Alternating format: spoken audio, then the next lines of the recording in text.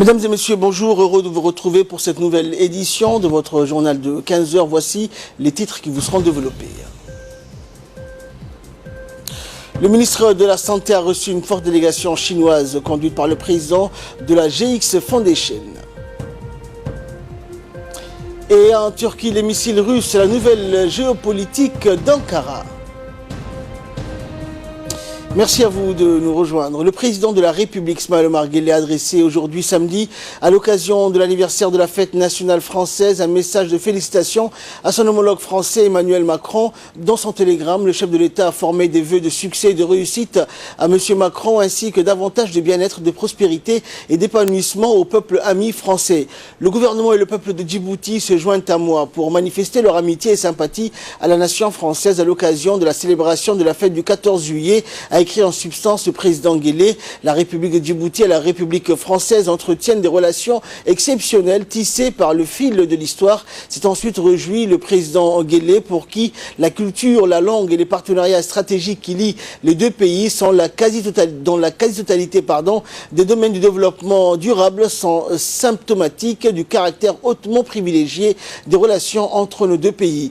Exemplaire, la collaboration que nos deux États entretiennent dans les domaines névralgiques que sont la sécurité et la défense donne encore la pleine mesure des relations exceptionnelles qui unissent la France et la République de Djibouti, a par ailleurs noté le chef de l'État avant de remercier le président Macron pour son engagement en vue d'un renforcement du niveau d'échange économique et commercial entre les deux pays. Le ministre de la Santé, Mohamed Ouassama Diriye, a reçu une forte délégation chinoise conduite par le président de la JX Foundation, Monsieur Lun Chongying, et du directeur général du bureau de l'alimentation et de la santé de Hong Kong, Ko Wing-man. A noté également que Lun Chongying fut l'ancien chef de l'exécutif de Hong Kong. La rencontre s'est déroulée dans le cabinet ministériel en présence de l'ambassadeur chinois à Djibouti, Zhuo Weicheng, et du secrétaire général du ministère de la Santé, Dr Salah Benoît Tourab. Les deux parties ont discuté des voies et moyens de raffermir donc davantage la coopération sanitaire entre les deux pays, notamment à travers la réalisation des missions médicales basées à Hong Kong. La JX Foundation travaille activement dans la promotion de la santé publique dans les pays en voie de développement. Rappelons que l'objectif de cette visite de cette délégation chinoise à Djibouti consiste de faire une prospection dans le pays pour évaluer la situation de la cataracte et de la fente labio-palatine bec de lièvre dans le pays. Et par la suite, donc, la délégation chinoise a été accueillie chaleureusement à l'hôpital général Pelletier par le directeur général, donc, Hussein Mohamed Hussein, dans le cadre d'une visite de prospection dans les services d'ophtalmologie et d'ERL. Conduite donc par le président de la JX Foundation, Lun Chongying, la délégation chinoise a pu s'enquérir de la capacité opérationnelle de ces services ophtalmologiques et d'ERL et des blocs de spécialité à l'hôpital de Pelletier. Au cours de la visite, le directeur général Hussein Mohamed a salué la contribution importante du contingent médical permanent chinois présente depuis plusieurs années à l'hôpital Pelletier dans le domaine ophtalmologique et de l'ERL. Le chef de la délégation, M. Ying, s'est dit satisfait des infrastructures visitées ainsi que des plateaux techniques performants qui existent dans ces services spécialisés. Et par la suite, la délégation chinoise JX a exploré les opportunités d'une coopération médicale avec l'hôpital régional d'Arta cette fois-ci. En visite de 3 jours à Djibouti, la délégation chinoise, qui signifie donc partage, en mandarin, donc Gongjing, a clôturé hier après-midi sa mission à l'hôpital régional d'Arta, qui est sous la tutelle de la CNSS depuis 2015. L'objectif de cette mission, étudier les voies et moyens d'entamer des actions médicales contre la cataracte et la fente lapido-palatine, plus connue sous le nom de bec de lièvre. À la tête de cette délégation, M. Ying, l'ancien chef de l'exécutif de Hong Kong, qui préside donc la fondation GX, a été chaleureusement accueilli à son arrivée donc à l'hôpital d'Arta par les hauts responsables de la CNSS et le personnel médical locaux et les médecins chinois qui opèrent dans cet hôpital offert par la Chine en 2012. Ayant une capacité litière de 128 lits, l'hôpital d'Arta, grand comme 2 terrains de football, se veut une référence régionale avec un bloc opératoire de pointe permettant d'effectuer des opérations opération chirurgicale mini-invasive en urologie et en ophtalmologie, a expliqué le responsable de l'hôpital Ahmed Abdou Jama'. En ce qui concerne les actes chirurgicaux de la cataracte à l'hôpital d'Arta, l'un des objectifs de la mission chinoise a été donc présenté pendant cette réunion par le docteur Abdelaziz, médecin et chirurgien des yeux donc de la CNSS. Et le chef d'état-major de la gendarmerie nationale, le colonel Zakari Hassan Aden, a reçu dans son cabinet la visite de Christophe Guilou, ambassadeur de France à Djibouti. Il s'agirait donc d'une visite d'adieu de monsieur l'ambassadeur en fin de mission à Djibouti. Le diplomate était donc accompagné de l'attaché de la sécurité intérieure de l'ambassade de France, le colonel Dantin. Au cours d'un long entretien, Christophe Guilou est revenu sur la qualité donc de l'excellence des relations entre l'ambassade de France et la gendarmerie djiboutienne et a souligné particulièrement la cordiale entente ainsi que la confiance qui caractérise les rapports entre les deux institutions.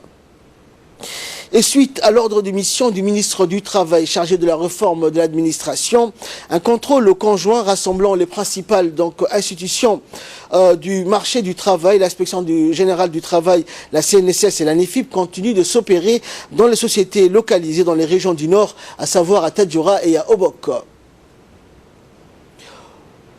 Au cours de l'opération de contrôle des sociétés qui a duré 5 jours, après la région de Tadjoura, les 3 institutions du marché du travail ont sillonné la région d'Obok, à savoir Obok-Ville jusqu'à Godoria, avec un objectif très clair qui consiste à inciter les partenaires sociaux à mieux observer les dispositions textuelles. Encore une fois, l'objectif de ce contrôle consistait à sensibiliser, rassurer l'ensemble des partenaires sociaux sur l'existence de dispositifs régaliens de l'État pour assurer le respect de la législation du travail sur tout l'étendue du territoire national. Lors du contrôle, les agents ont constaté des situations de décalage vis-à-vis du Code du travail sur lesquelles des mesures correctives devraient être prises le plus rapidement possible. Les inspecteurs du travail ont eu des réunions et des consultations avec les employeurs de la place pour corriger les infractions et manquements constatés lors de ce contrôle. Ces derniers se sont engagés d'apporter rapidement les mesures soulignées par les inspecteurs du travail.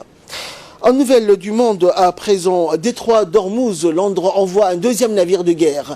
Alors qu'un deuxième navire de guerre britannique a été déployé vers la région du Golfe, le Royaume-Uni se retrouve coincé dans une impasse. Le gouvernement assure ne pas vouloir d'escalade avec l'Iran, mais il reconnaît avoir des discussions avec les États-Unis pour renforcer leur présence militaire dans la région.